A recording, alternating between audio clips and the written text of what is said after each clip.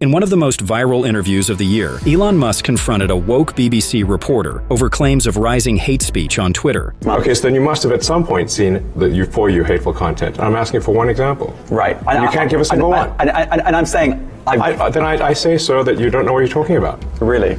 Yes, because you can't give me a single example of hateful content, not even one tweet. And yet you claimed that the hateful content was high. Well...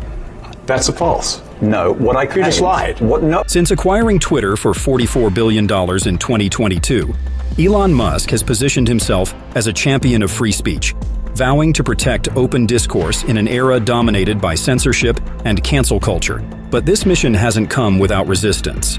Critics labeled Musk's actions as dangerous as it's against their narrative. This is exactly why one BBC journalist tried to corner Musk. But what happened next left the journalist cornered instead. I think the issue some people have is that a lot of people were brought back. I mean, some people were brought back who were previously banned for spreading things like QAnon conspiracies. You have people like Andrew Tate who were brought back, who were previously banned for things like hate speech. Do you think you prioritize freedom of speech over misinformation and hate speech? Well, you know, who's to say that something is misinformation? Who's the arbiter of that? Is it the BBC? You're literally asking me? Yes. Well, no, you are the arbiter on Twitter, because you own Twitter. Yes, I'm saying who is to say that one person's misinformation is another person's information? The point at which you said that there is this is misinformation. Like, who is going to decide that? You accept that misinformation can be dangerous, that it can cause real-world harms, that it can potentially cause... Yeah, so the point I'm trying to make is that the BBC itself has, at times, published things that are false. Do you agree that that has occurred? I'm quite sure the BBC have said things before that turn out to not be true. In its, whatever it is, 100-year history, I'm quite sure. Yes. Even if you aspire to be accurate, there are times when you will not be. We've spoken to people very recently who were involved in moderation, and they just say there's not enough people to police this stuff, particularly around hate speech in the company. Is that what hate speech are you talking about? I mean, you use Twitter, right? Do you see a rise in hate speech? I mean, but just a personal anecdote, like what do you? I don't. Personally, my for you, I would see I get more of that kind of content, yeah, personally. But I'm not going to talk to the rest of for the rest of Twitter. So you see more hate speech personally? I would say I would see more hateful content in that. Content you don't like or hateful? What do you mean to describe a hateful thing? Yeah, I mean, you know, just content that will solicit a reaction, something that may include something that is slightly racist or slightly sexist, those kinds of things. So you think if something is slightly sexist, it should be banned? No, is that what you're saying? I'm not saying anything. I'm saying... Well, I'm just curious. I'm trying to understand what you mean by hateful content. And I'm asking for specific examples. And you just said that if something is slightly sexist, that's hateful content. Does that mean that it should be banned? Well, you've asked me whether my feed, whether it's got less or more. I'd say it's got slightly more. That's why I'm asking for examples. Can you name one example? I honestly don't. Honestly, I don't. You can't name a single example. I'll tell you why. Because I don't actually use that for you feed anymore. Because I just don't particularly like it. You said actually, a lot of people are quite similar. I only look at my following. You said you've seen more hateful content, but you can't name a single example, not even one.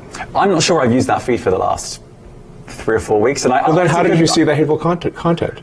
Because I've been using Twitter since you've taken it over for the last 6 months. Okay, so then you must have at some point seen the for you hateful content. I'm asking for one example. Right. And you can't give a single one. And I'm saying... I say, sir, that you don't know what you're talking about. Really? Yes, because you can't give me a single example of hateful content, not even one tweet. And yet you claimed that the hateful content was high. Well... That's a false. No, what I claimed... You just lied. What I claimed was... there are many organizations that say that kind of information is on the rise. Now, whether it has on my feed or not, I mean, right, and literally you can look at something like the Strategic Dialogue Institute in the UK. They will say that. So look, people will say all sorts of nonsense. I'm literally asking for a single example, and you can't name one. Right, and as I already said, I don't use that feed. But then how would you know that? I don't think this is getting anywhere. You literally said you experienced more hateful content. and then couldn't name a single example. Right, and as I said, that's absurd. I haven't actually looked at that feed. Then how would you know this hateful content? Because I'm saying that's what I saw a few weeks ago. I can't give you an exact example. Let's move on. We only have a certain amount of time.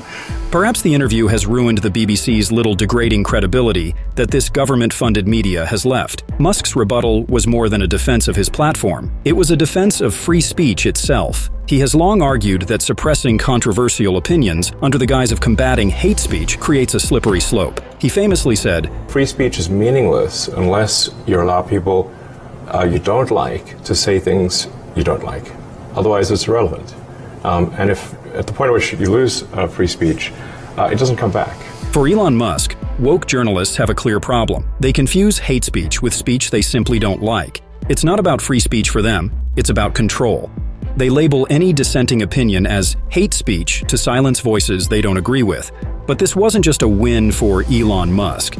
It was a wake-up call for a media class that's become more focused on controlling narratives than actually seeking the truth. The way Musk challenged that BBC reporter and unknowingly left him flustered with just a few simple questions revealed something deeper about the state of modern journalism.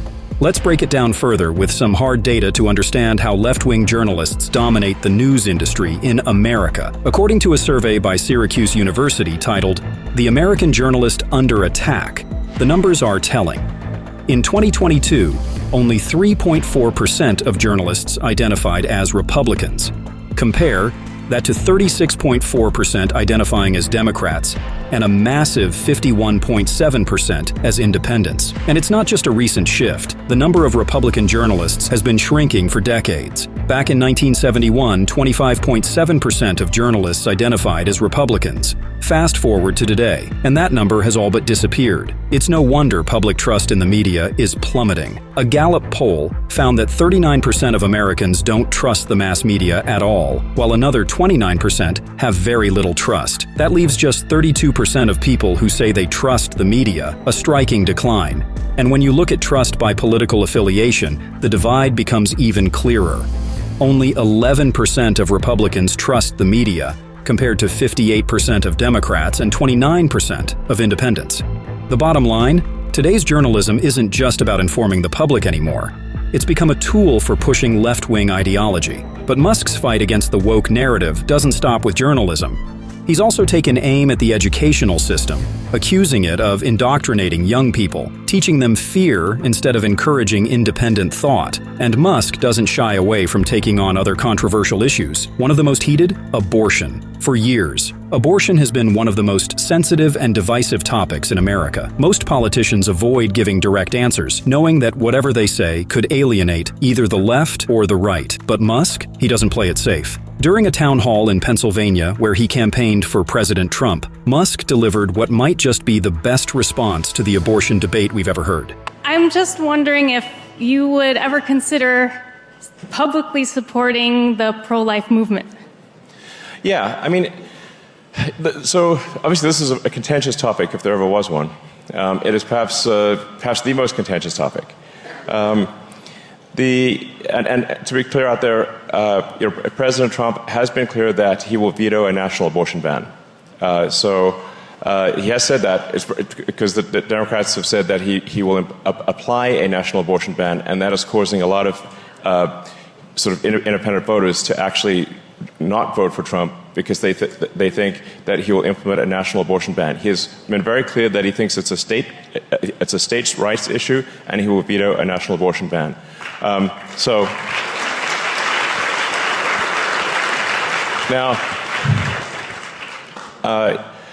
there is no answer to this question that will not offend some number of people. But nonetheless, I will tell you what my opinion is, which will certainly offend some number of people. My opinion is that if a baby can survive outside the womb, it cannot be aborted. It cannot. So if a baby can survive outside the womb, if it is far enough in gestation to survive outside the womb, at that point it is not abortion, it is murder. So obviously, Now, part of the challenge here is that the education system has terrified girls and girls and women, and relentlessly pushed the idea that getting pregnant can be is the end of your life. Like your career is dead. You're be ostracized from society, and so when you instill terror in young girls that getting pregnant is the worst thing that could happen, they obviously, they believe that if they're just kids, and so when that is a deep-seated belief that they've been hit with in the educational system for a long time, then the idea that they will not be able to get an abortion even in extreme circumstances is obviously a terrifying situation. And they will not vote for any candidate who might, essentially, who would stop them from getting an abortion even in extreme circumstances. So this is the issue that we face. It's this relentless, push in education, terrifying girls and women that if they get pregnant, their life's over. And the reality is there's nothing greater than having a kid.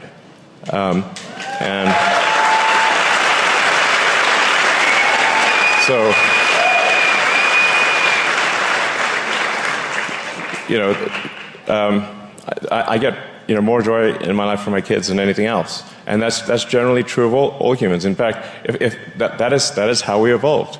It is a very natural thing that you will love your children. So in fact, having a child will make you happier than anything else in your life ever. Elon Musk's bold stance on free speech and his willingness to challenge the woke agenda make him a central figure in today's cultural battles. His actions remind us that the right to speak freely, even when it's uncomfortable or controversial, is essential for a healthy democracy. But Musk can't fight this fight alone. It's on all of us to question those in power, demand honesty from our institutions, and champion the open exchange of ideas. So, let's stand together for truth, for free discourse, and for a future where no one has to live in fear of censorship. If you believe in Musk's mission and the power of free speech, share this video, subscribe for more, and let's keep the conversation going in the comments below. Thanks for watching, and I'll see you in the next video.